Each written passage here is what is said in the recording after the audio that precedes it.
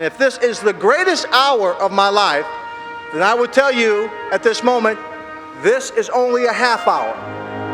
It'll be the greatest hour when I can stand and sit in that back row and John Stallworth is wearing a gold jacket making this speech.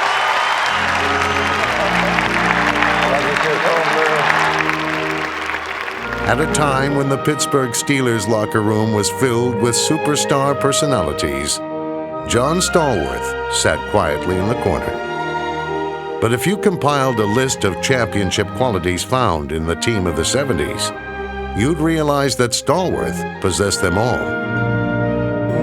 It started at the top. John's idea of family, that was Art Rooney Sr. He wanted to take care of the players like they were part of his family.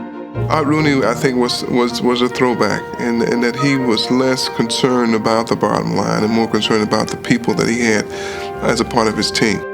And that about him influenced me. His work ethic matched that of the only NFL coach he ever played for. If there was something to envy and something that I wanted to have as a part of my personality, is the way Chuck carried himself.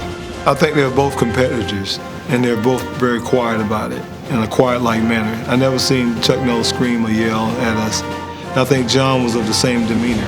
So goes the owner, so goes the team, so goes the head coach, so goes the football players. Pumping, firing downfield, there goes Stallworth. He pulls it in at the 30. Stallworth's modesty remained a constant, even after his game-winning touchdown in Super Bowl 14.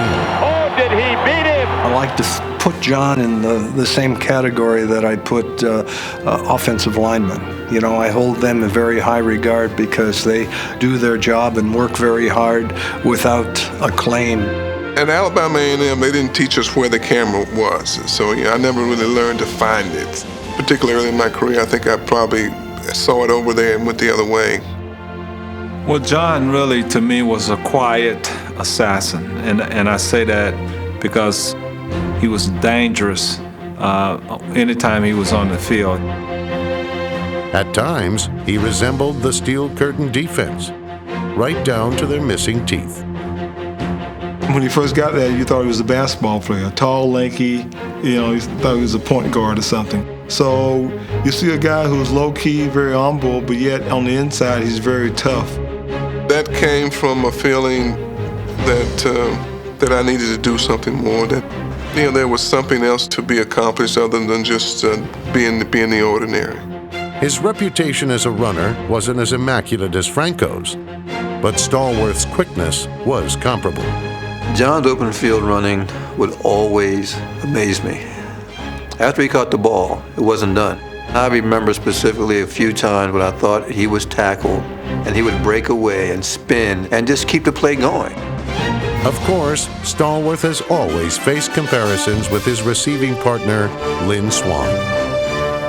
John Stallworth, and I can say this from personal experience because I played and covered John in practice. He was, to me, the most complete receiver that we had on that team. After Swann's retirement, Stallworth replaced him as Pittsburgh's resident acrobat, and in the process, overtook him as the Steelers' all-time leader in receptions and receiving touchdowns. They threw John more passes those last years. So what do you call a man who's country like Bradshaw and caring like Rooney? Tough like Blunt and mean like Green? Who runs like Harris and catches like Swann? You call him a Pittsburgh Steeler. John Stallworth!